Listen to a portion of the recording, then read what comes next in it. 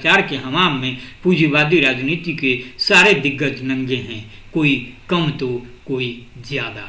विधानसभा चुनाव के बाद झारखंड की तस्वीर चाहे जो उभरे, लेकिन फिलहाल देश की राजनीतिक तस्वीर यही है, जहां शोषित पीड़ित मेहनतकश आबादी के लिए भीख की व्यवस्था तो हो सकती है, लेकिन इस व्यवस्था को जनपक्षीय बनाने की कोई गुंजाइश नहीं है। जी हाँ, नमस्कार। न्यूज लेटर के साथ हाजिर हूँ मैं, राकेश रंजन। अपने देश के हरियाणा में चुनाव होने हैं, जम्मू कश्मीर में भी चुनाव चल रहा है, इसके बाद महाराष्ट्र की बारी है, झारखंड की बारी है। आश्चर्य नहीं कि दिल्ली के चुनाव भी समय से पहले ही हो जाएं। चुनाव होंगे तो जाहिर तौर पर उसके परिणाम भी आएंगे, लेकिन फिलवक्त परिणाम के कयास लगाए जा रहे हैं और जो राजनीति की बिसात बिछी हुई है और उस पर जो दाव चले जा रहे हैं उसकी चर्चा हो रही है। सबसे बड़ा सवाल तो यह है कि लोकतंत्र में जो लोक है वह कहाँ है। बातें लोक की हो रही है, लेकिन अगर आप संजीदगी से सोचेंगे, जो कहा जा रहा है उसे ध्यान से सुनेंगे, गूनेंगे, तो पाएंगे कि जो बाजीगरी है उसमें जो लोक है, जो जनता है, वह एक पात्र जरूर है, लेकिन जो तमाशेबाज हैं, जो कर्तव्य दिखाने वाले हैं, यानी जो राजनीतिक पार्टियां हैं, उसका मकसद सिर्फ ठगना ही है, उससे ज़्यादा कुछ नहीं है। अभी पिछले दिनों प्रधानमंत्री नरेंद्र मोदी झारखंड आए। प्रधानमंत्री हैं, खुशी की बात है, हर एक राज्य में उन्हें जाना चाहिए, वहाँ के लोगों से दो चार होना चाहिए, उनकी बातों से दो चार होना चाहिए। लेकिन जो उनके आने का हिसाब किताब रहा है, तो उनका जो ताज़ा आना हुआ वह खास मकसद से था। बातें जनता की ही हुई, लेकिन जनता की चिंता से कहीं अधिक उसमें झारखंड में सत्ता में वापस आने की चिंता थी। प्रधानमंत्री ने जो बातें की उसमें भी सामने आया, उन्होंने तो कहा भी कि झारखंड के विकास के लिए भाजपा को, यानी एनडीए को सत्ता में वापस लाई है। उन्होंने कहा, लोगों ने सुना, मैं इस बात की ओर भी नहीं जाना चाहता कि सीधे तौर पर आमने सामने प्रधानमंत्री ने जिनको सुनाया उसमें आम लोग कितने थे। हाँ, जो सुनाया उसकी चर्चा कर सकता हूं, उसका विश्लेषण कर सकता हूं। चूंकि कई दिन हो चुके हैं तो विभिन्न माध्यमों से विश्लेषणों की भरमार हुई। हर एक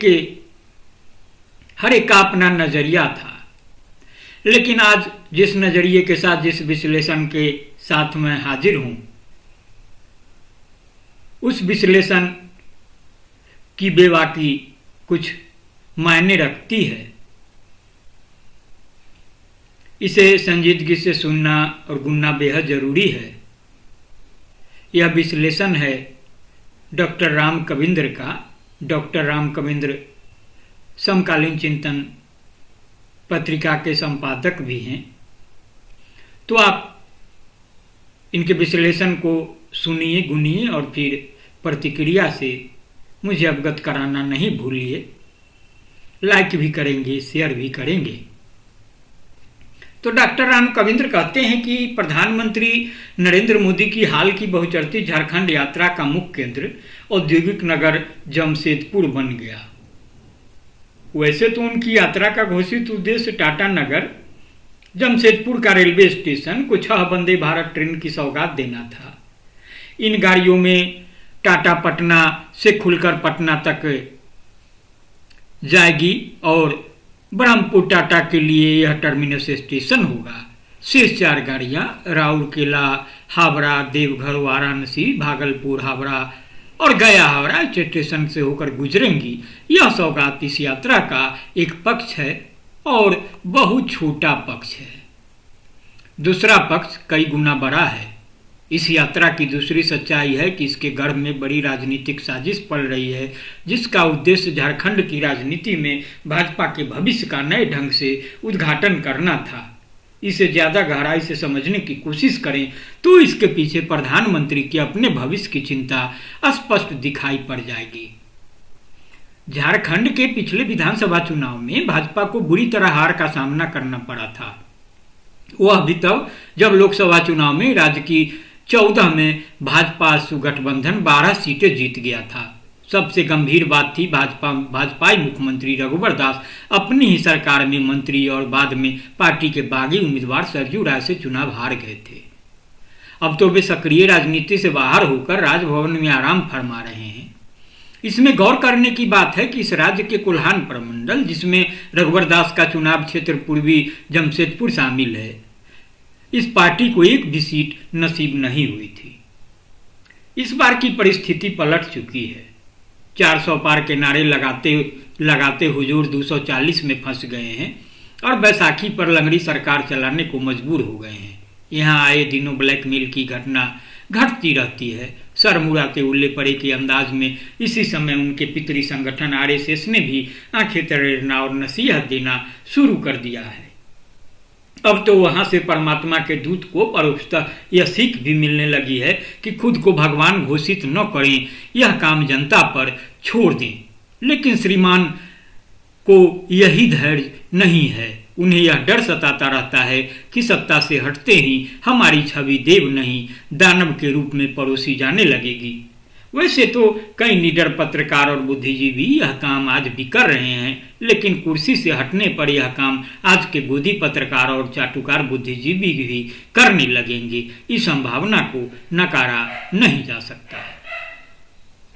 तो चुनाव के तुरंत बाद ही यह विश्लेषण आने लगा था कि इस साल लोकसभा चुनाव के तुरंत बाद ही यह विश्लेषण आने लगा था कि इस साल 4 राज्यों हरियाणा, जम्मू और कश्मीर, महाराष्ट्र और झारखंड के विधानसभा चुनाव परिणाम इनके कोर में खाद बन जाएंगे। फिलहाल पहले 2 राज्यों की चुनाव प्रक्रिया शुरू हो चुकी है, जैसा कि मैंने आपको शुरुआत में बताया था। यहाँ दोनों में भाजपा की हार की संभावना की जाने लगी है। यहाँ चाणक्य नीति वस्तुतः सारी तिकरमबाजी धूल चाटती नजर आ रही है। महाराष्ट्र की स्थिति भी अनुकूल नहीं लग रही है। शिवाजी की मूर्ति गिरने और 4 साल की बच्चियों के साथ बलात्कार की घटना के बाद तो महायुति की शिंदे सरकार की भद पिट गई है। अब तो इनके शिंदे शिवसेना के विधायक लोकसभा में विपक्ष के नेता राहुल गांधी की जीव काटने वालों के लिए इनाम की घोषणा कर रहे हैं। इससे हताशा की स्थिति का अनुमान लगाया जा सकता है। इस परिस्थिति में प्रधानमंत्री की निगाह झारखंड पर टिकी है, जहां से थोड़ी सी प्राणवायु मिल जाए। लेकिन क्या उन्हें मनोवांछित सफलता मिल पाएगी? लोकसभा चुनाव से ठीक पहले उन्होंने 2 आदिवासी नेताओं को तोड़कर अपनी पार्टी का टिकर दिया था। संथाल परगना में सोरेन राज परिवार की बड़ी बहू सीता सोरेन और कांग्रेस की सांसद गीता कोड़ा, ये दोनों चुनाव हार गए। इस बार कोल्हान टाइगर के रूप में चर्चित झामुमो के पूर्व मुख्यमंत्री चंपई सोरेन को तोड़कर कोल्हान प्रमंडल में आदिवासी गढ़ को छेदने की कोशिश जारी है। देखना है यह टाइगर दहाड़ता है या मेमियाने लगता है। आदिवासी गढ़ को छेदने में उन्हें सफलता मिले या न मिले, लेकिन उनकी सौगात और राजनीतिक घोषणाओं में छेद ही छेद दिख रहे हैं। पहले हम ट्रेनों की बात करें। वंदे भारत ब्रांड की जो गाड़ियां टाटा नगर स्टेशन से होकर गुजरेंगी, उनकी टिकट इतनी महंगी होंगी कि उनमें यात्रा करने की हिमाकत राज्य की गरीब जनता, आदिवासी और गैर आदिवासी दोनों, नहीं कर पाएगी। यह यात्रा मुख्य रूप से सरकारी साहेबानों, व्यापारियों, उद्योगपतियों और अन्य किस्म के अमीर उम्रों को मयस्सर होगी। मजदूर, किसान और अन्य गरीब लोग सिर्फ इन चमचमाती गाड़ियों का दृष्टि सुख ही भोग पाएंगे, वह भी दूर से। तब जब रेलगाड़ी पटरी पर सरपट भाग रही होगी गांव के इलाके से, तो प्रधानमंत्री आवास योजना का लाभ गरीब गुरबों को मिल सकता है, बशर्ते कि वह ठीक ढंग से लागू हो जाए। तो राजनीतिक घोषणाओं में प्रधानमंत्री ने खुद अपनी छेछा लीदर करा ली है। वे झामुमो पर आरोप लगा रहे थे कि उनकी सरकार ने अपने लाभ के लिए बांग्लादेशी और रोहिंग्या मुसलमानों को झारखंड में प्रश्रय दे रही है। हम इस सवाल के नैतिक और मानवीय पक्ष को दरकिनार कर देते हैं, जिसमें विवाद हो सकता है कि म्यांमार के सैनिक शासन के क्रूर दमन के दौर में एक जनतांत्रिक सरकार का दायित्व क्या हो, और जन विद्रोह के इस दौर में बांग्लादेश से भागी प्रधानमंत्री को आश्रय मिल सकता है, तो जनता को क्यों नहीं। इन मामलों को छोड़ दें तो भी सवाल है कि इन अंतर्राष्ट्रीय समस्याओं को हल करने की जिम्मेदारी किसकी है, केंद्र की या झारखंड सरकार की। जाहिरा तौर पर यह जिम्मेदारी केंद्र सरकार की है और 10 वर्षों से ऊपर की अवधि में खुद नरेंद्र मोदी के नेतृत्व में सरकार चल रही है। ऐसा लगता है हुजूर आईने में अपनी ही तस्वीर का बखान कर रहे थे। भक्तगण इस घोषणा पर चाहे जितनी तालियां बजा ले, लेकिन राज्य की जनता इतनी समझ रखती है और चुनाव में अपने विवेक का उपयोग करेगी। दूसरी तरफ भ्रष्टाचार के लिए उन्होंने कांग्रेस और झामुमो को खूब लताड़ा। कांग्रेस को तो भ्रष्टाचार का स्कूल ही घोषित कर दिया। यहाँ हम स्पष्ट कर दें कि कांग्रेस, झामुमो, राजद गठबंधन को भ्रष्टाचार मुक्त घोषित करना हमारा उद्देश्य नहीं है। हम सिर्फ इतना याद दिला देना चाहते हैं कि भ्रष्टाचार के हमाम में पूंजीवादी राजनीति के सारे दिग्गज नंगे हैं, कोई कम तो कोई ज्यादा। सुदूर अतीत की बातों को छोड़ दीजिए। हाल के चुनावी बॉन्ड घोटाला में जिसे दुनिया का सबसे बड़ा भ्रष्टाचार घोषित किया गया था, उसका ताज खुद प्रधानमंत्री के सर की शोभा बढ़ा रहा है। जमशेदपुर के गोपाल मैदान में प्रधानमंत्री की सभा के मंच का दृश्य याद कर लीजिए, जहां कांग्रेस के भ्रष्टाचार के स्कूल में प्रशिक्षित और कोर्ट से सजायाफ्ता नेता मधु कोड़ा साक्षात विराजमान थे। इस तरह के भगोड़े कई कांग्रेसी सुरमा असम से महाराष्ट्र तक भाजपा की शोभा बढ़ा रहे हैं। ऐसे में इस मंच के उद्घोष को गंभीरता से कौन लेगा और क्यों लेगा। विधानसभा चुनाव के बाद झारखंड की तस्वीर चाहे जो उभरे, लेकिन फिलहाल देश की राजनीतिक तस्वीर यही है, जहां शोषित पीड़ित मेहनत कश आबादी के लिए भीख की व्यवस्था तो हो सकती है, लेकिन इस व्यवस्था को जनपक्षीय बनाने की कोई गुंजाइश नहीं है। इसे जनपक्षीय बनाने की जिम्मेदारी खुद जनता पर है।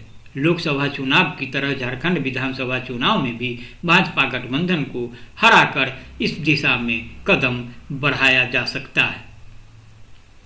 तो जो डॉक्टर राम कविंद्र का विश्लेषण है, उसे आप संजीदगी से सुनेंगे और गुनेंगे तो पाएंगे जो अंत में निष्कर्ष बताया गया है कि जो भी तस्वीर उभरे विधानसभा चुनाव के बाद झारखंड की, लेकिन उसमें शोषित पीड़ित मेहनत कश आबादी के लिए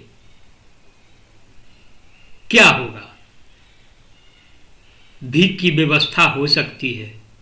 जिस भीख की बात कही जा रही है, जो 5 किलो अनाज देने की बात है, जो प्रधानमंत्री दावा करते हैं, और उन्होंने कहा अभी तीसरे कार्यकाल में, अपने तीसरे कार्यकाल में जो बैसाखी वाली उनकी सरकार है, उसके तीसरे कार्यकाल की शुरुआत में ही उन्होंने उसको विस्तार दे दिया और कहा कि यह 5 किलो अनाज की योजना जो है वह चलती रहेगी। तो शोषित पीड़ित मेहनत कश आबादी के लिए यही फिलवक्त प्रधानमंत्री की सोच है, जो सत्ताधारी पार्टियां हैं उसकी सोच है। और चूंकि यह 14 से चली आ रही है, फिर 19 में आई और 24 में आई, तो सोच सकते हैं कि इन वर्षों में इससे अलग कुछ नहीं सोचा जा सका। तो आपको यह सोचना जरूरी है कि जो कुछ हो रहा है, सत्ता इधर जाए या उधर जाए, उसमें आपके लिए क्या है। तो प्रतिक्रिया से जरूर अवगत कराइएगा। नमस्कार।